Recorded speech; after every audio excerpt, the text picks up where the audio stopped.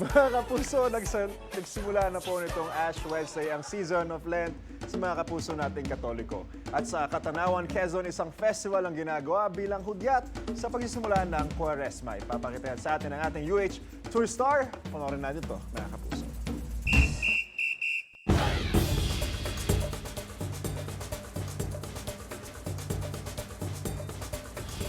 Ako si Sandy Jones Pilarca, aka Lost One, and welcome to Boling Boling Festival ng Katanawan, Quezon!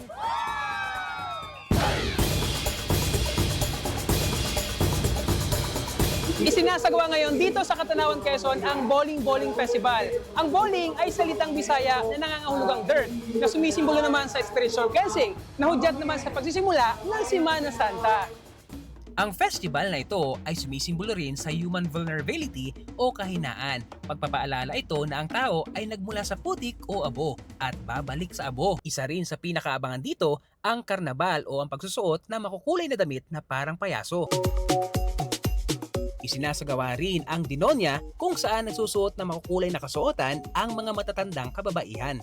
Kasabay ng Boling Boling Festival, kanila ring ibinibida ang iba't ibang mga produktong pang-agrikultura.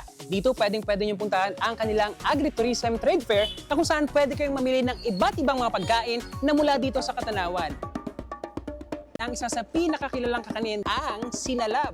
Ang main ingredient nito ay oraron na marami dito sa Katanawan. Ang proseso ng pagluluto nito ay para lamang sa bibingka at niluto siya gamit ang takip ng palayok.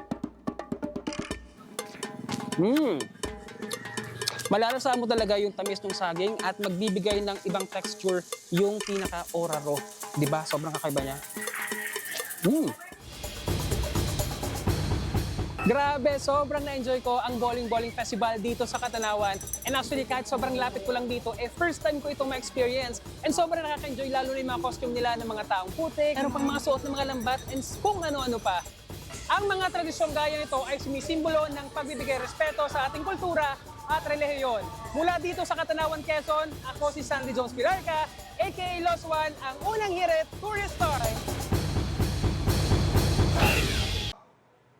Ikaw, hindi ka pa nakasubscribe sa GMA Public Affairs YouTube channel? Bakit? Mag-subscribe ka na, dali na, para laging una ka sa mga latest kwento at balita. I-follow mo na rin ang official social media pages ng Unang Hirit. Salamat, Kapuso!